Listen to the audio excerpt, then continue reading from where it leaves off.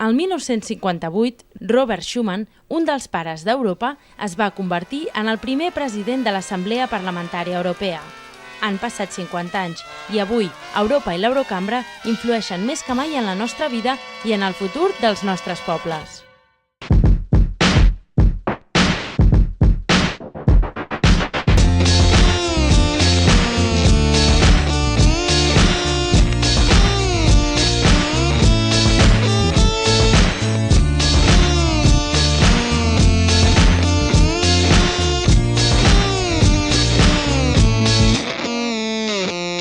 Com esteu? Benvinguts a Europa 50.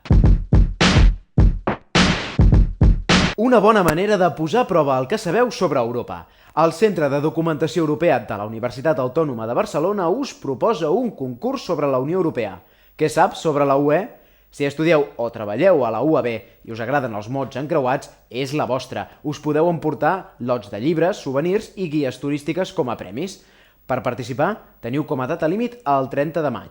És tan fàcil com agafar el tríptic disponible en diversos estants i biblioteques de la UAB i omplir les respostes. O, encara més fàcil, ho podeu fer en línia mitjançant internet. L'adreça és massa llarga per donar-la aquí escrita, però trobareu el web ràpidament si aneu al Google i busqueu Centre de Documentació Europea UAB.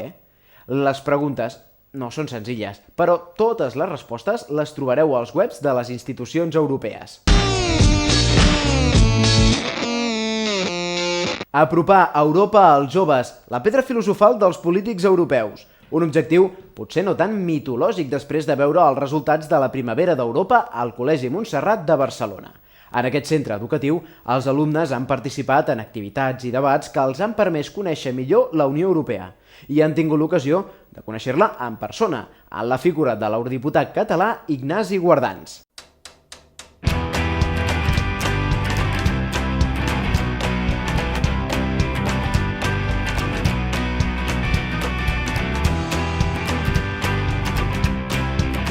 Aules plenes, i passadissos també.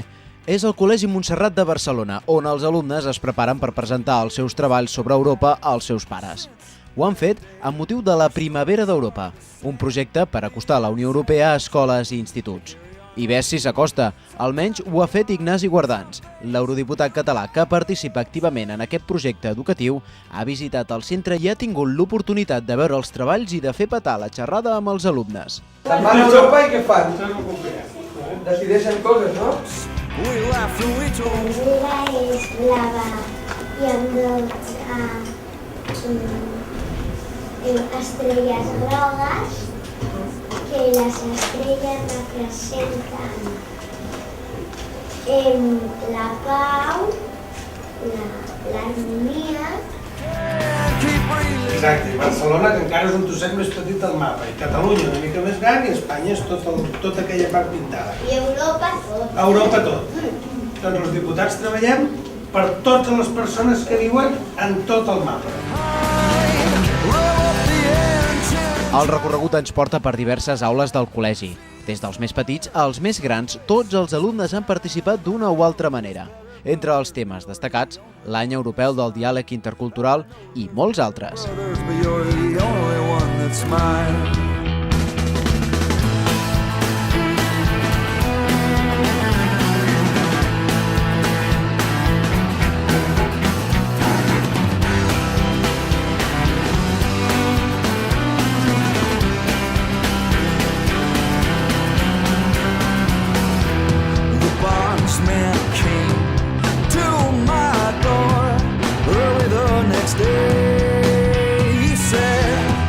Al final, la conclusió. És una idea que va tenir la Comissió Europea anomenada la Primavera d'Europa, per la qual diputats i diputades del Parlament Europeu visiten escoles de tota Europa en aquest període, en primavera, per intentar acostar la realitat europea en els nens i nenes de tot el territori de la Unió Europea. I jo personalment, que ja porto unes quantes escoles visitades en els últims anys, crec que és una de les experiències més satisfactòries i més rendibles, si se'm permet l'expressió, de les que he pogut viure.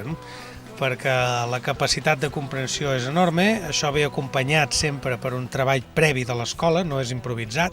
L'escola prepara aquesta visita, prepara els nens amb exercicis sobre la Unió Europea, la seva història, què fa, què no fa, què és el Parlament Europeu, on som, i la vinguda del diputat no deixa de ser una excusa doncs, perquè els hi quedi ben gravats amb una experiència diferent amb aquells nens i nenes. I jo crec que és una experiència esplèndida i ha funcionat avui en aquesta escola en particular molt, molt bé, demostrant doncs, que és molt útil i que els nens estaven molt ben preparats. La Primavera d'Europa es celebra des de 2003 a milers de centres educatius del vell continent. Potser no tan vell, després de tot.